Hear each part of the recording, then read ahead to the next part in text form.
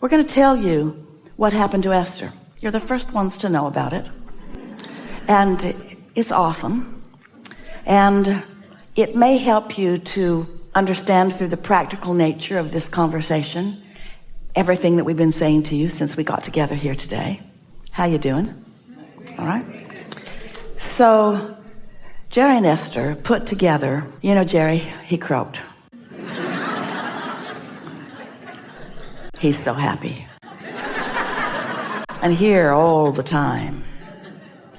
So Jerry and Esther found a piece of property, and it was just a few acres, and focused on it, and then in their positive attention to it, another 6 acres adjoining it was offered to them, and then another 7, and then another 20, so that they ended up with approximately 40 acres. Jerry laughed about that because he grew up on 40-acre farms, and so he thought it was quite interesting that this lovely land became that. And then they began loving it and building on it. And if you've been listening to us for a while, you've heard us describing the unfolding of the treehouse and the unfolding of this and that and this and that and this and that. There are hundreds of powerful, life-giving examples of how the universe works that they lived, and many of them we talked about. So now here's 40 acres, and Esther just did her income taxes, and she's aware of the enormous upkeep on this acreage. And she's thinking about, Jerry's not there, and it felt like it was their dream, and now he's not there guiding it quite in the same way. And Esther found a house in town and moved from the property. She was living on the property, and so she was beginning to feel some detachment from the property, which didn't feel good to her, but it felt like she was being called there. And so as long as she didn't focus on detachment from the property, she didn't feel uncomfortable. As long as she focused on where she was going, she felt wonderful. So a series of things unfolded, and we're not going to take the time to explain all of them to you, but a whole sequence of things began unfolding in Esther's experience that were all that kind of property related, and things sort of clicking into place for something that Esther hadn't received yet, so she didn't even notice that things were clicking into place. She'd get a piece of it which didn't mean anything, and then another piece of it which didn't mean anything, and then another piece of it which didn't mean anything. And all the while, she's just busy coming out to see you, not spending hardly any time on that property. And on that property, there are man-made waterfalls and river streams and ponds. There's a tree house and beautiful buildings with Buckminster Fuller's creation of a parabolic hyperboloid roof, or it's a paraboloid hyperboloid. Esther can't find the words for it. It's a weird roof, nothing like she'd ever seen before.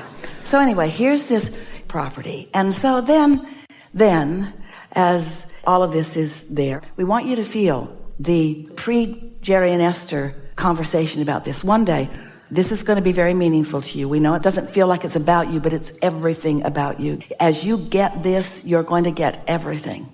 So one day, many years ago, Jerry and Esther were walking on somebody else's property on a hot summer day, ducking under the cedar trees. And they came out into a little pasture, and Jerry said, "Can you feel this?" And Esther said, "What is this?" And Jerry said, "There must have been happy people here." And they just stood and basked in the deliciousness of that little meadow. And then many years passed, and they bought the 6 acres and the 7 acres and the other and the other and the other and the other. And now they've built what they call their center building. It's the heart of Abraham Hicks Publications. And at the far end of this long building is the office that Jerry and Esther set aside for themselves. And they're sitting there, and Jerry said, "Oh, Esther, I think we're sitting right where that meadow was." He got the plot map out, looked at it, recalled as best he could. Yeah, that's exactly where their office was, right in the middle of where that good-feeling meadow was. Jerry said, "Oh, Esther, will you get Abraham? I really want to talk to them about this." So Esther relaxes, and we join the party in a more obvious way. We're always at their parties, and none of you have any privacy.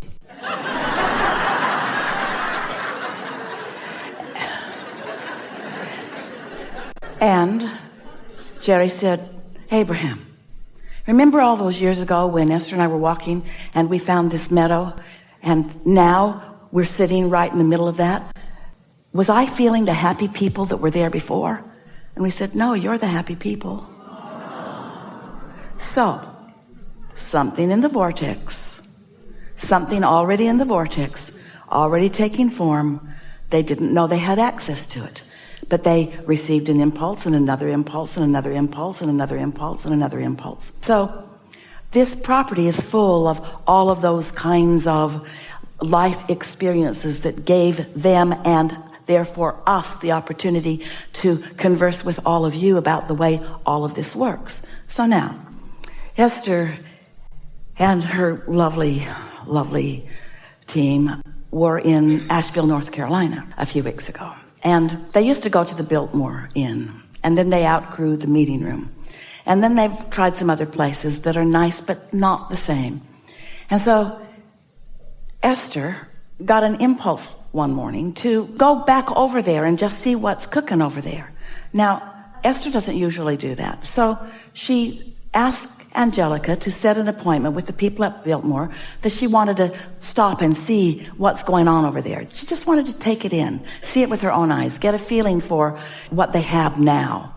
So the woman met Esther at the appointed time on Friday morning, and she had a man with him who has been to Abraham's seminars, who now works there, who is out of his mind excited, who cannot believe that Esther's the one that is doing the pre-work. And Esther said, I don't usually do this. I just couldn't not do it. And so they toured the grounds, found a lovely place for future seminars. Wonderful conversation, better than ever anywhere. And their wanting of all of you to come there was so real and vivid. It was so satisfying for Esther. And then they said, how many of you are together? And Esther said, there are 10 of us in our merry band that move from place to place. And they gave them 10 tickets to go through the Biltmore house.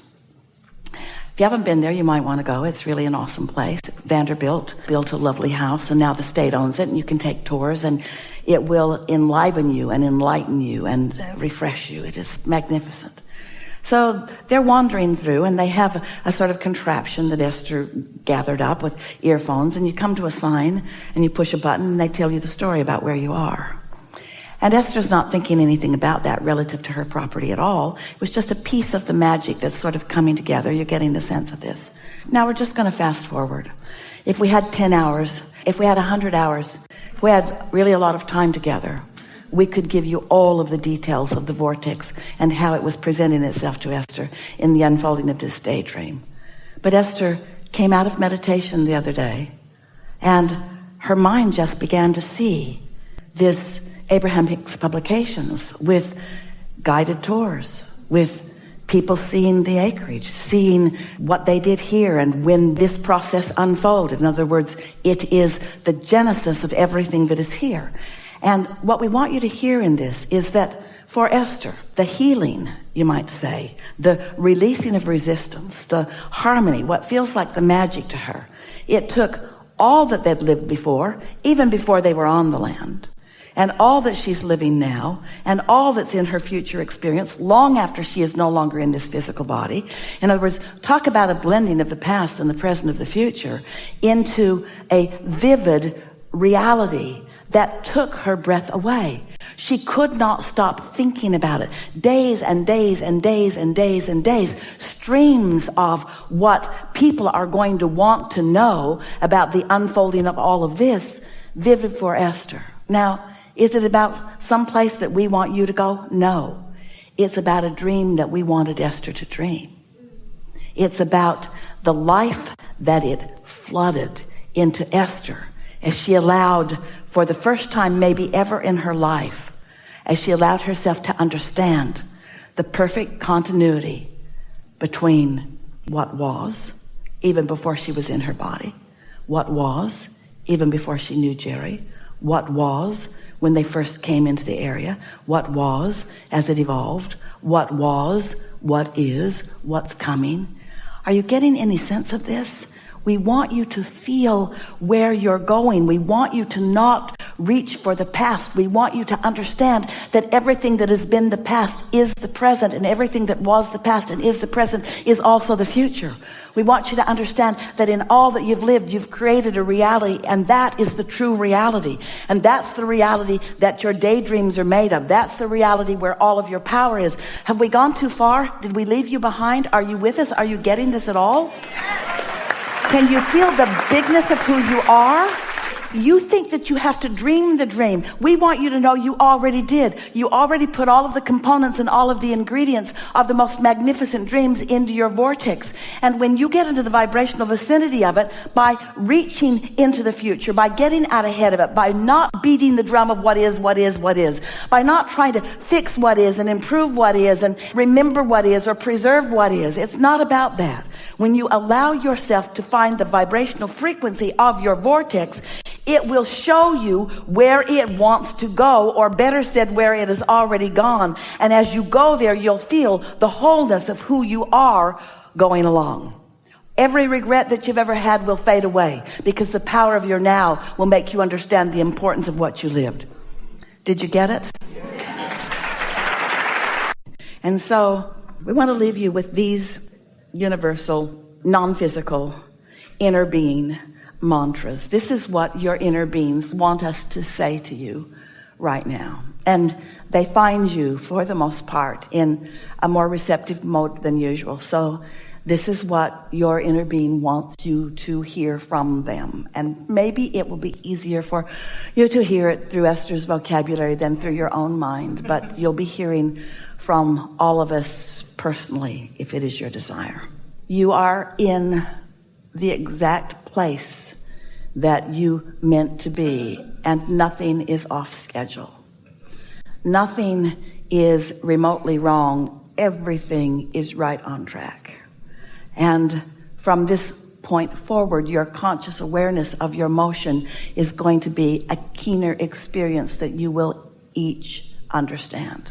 There are a lot of people in this world that are here with you, and not any of them came to please you, but many of them will.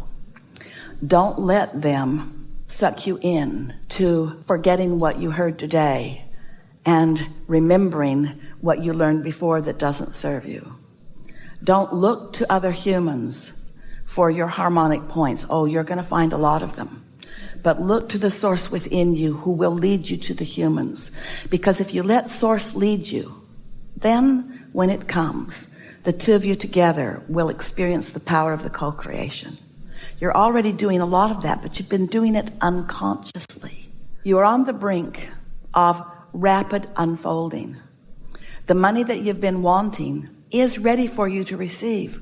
Don't freak out. Don't panic about it. Don't take score about it. Just notice it softly. Notice the subtle ways that the universe begins yielding to you so many of the things that you want.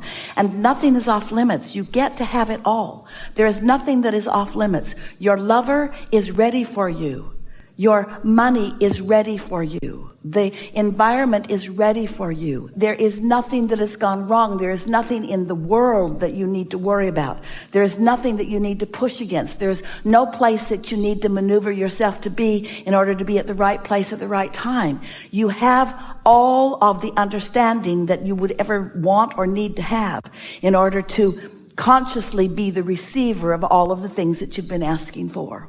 Your desires will never end. You're not ever going to feel satisfied. With each new thing that you allow into your experience, more will unfold. And people who don't understand, who begin to watch you, will wonder if you are not a little greedy as you begin to allow what will look to them like more than your fair share of abundance into your experience.